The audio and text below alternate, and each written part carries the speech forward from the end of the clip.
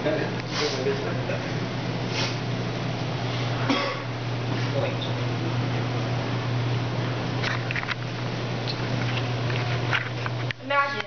living in America where you can be indefinitely detained without a hearing. Sadly, under the newly signed National Defense Authorization Act for fiscal year 2012, this will shortly become reality. The Act usually outlines and monitors the budget for the Department of Defense, but this year contains provisions that essentially make it an extension of the Patriot Act in 2001. Under Amendment 1031, military would be allowed to detain any American citizen on suspicion of being a terrorist without a hearing. Is the NDAA unconstitutional? I would think yes.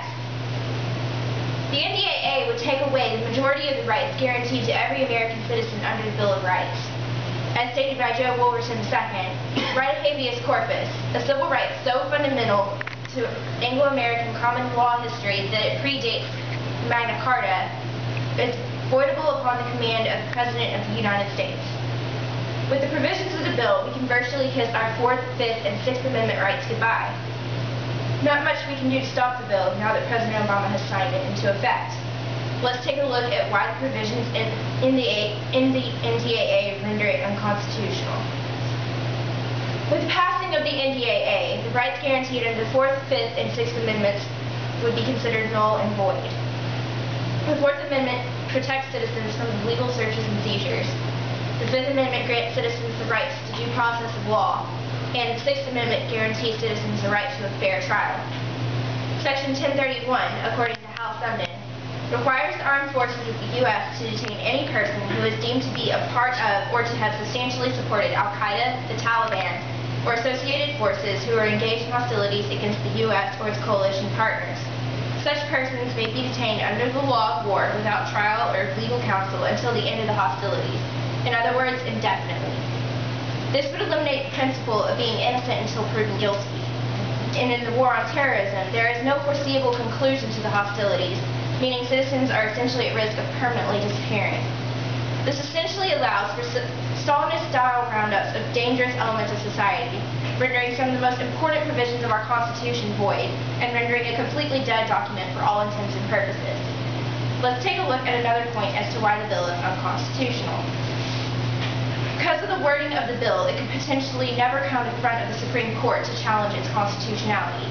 Again, according to Hal Sundin, in order to come before the Supreme Court, the plaintiff must have standing, meaning he must have sustained injury from the law he is appealing. But if he has not been detained, then he has not been injured, and therefore does not have standing.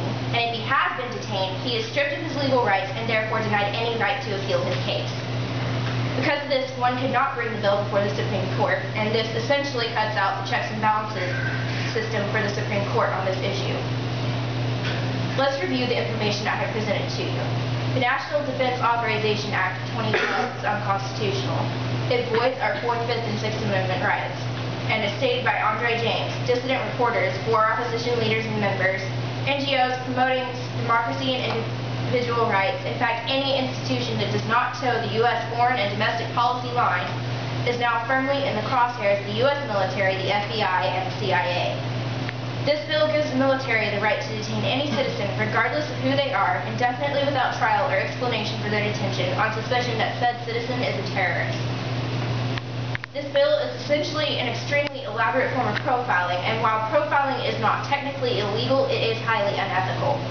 The wording of the bill makes it to where the bill's constitutionality cannot be challenged in the Supreme Court. I would like to leave you with some parting thoughts. Are our civil liberties really worth risking for the sake of national security? According to the NDAA, they are. Thanks to this bill, our most basic liberties, which have been an American institution for the past 223 years, will now be voided. Think on that one for a moment.